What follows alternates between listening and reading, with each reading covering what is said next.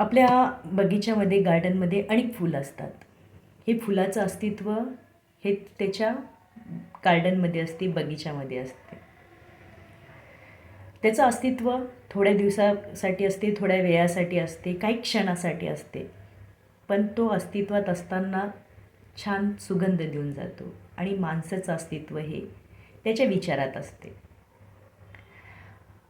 तो विचार कोणत्या श्रेणीच्या, कोणत्या पात्रतेच्या, कोणत्या दृष्टीने कळतो, तर माणसाचा विचार हा नेहमी सकारात्मक आणि चांगल्या गोष्टीसाठीच असला पाहिजे. तर फुलाचं अस्तित्व हे काही क्षणाचं का असेना, पण त्याच्या बगीच्यामध्ये तो हसून खेळून उमलतो आणि माणसाचं अस्तित्व हे त्याच्या विचारात असते. तर विचार हे नेहमी माणसांनी श्रेष्ठच ठेवले पाहिजेत. जय श्रीकृष्ण. राधे राधे.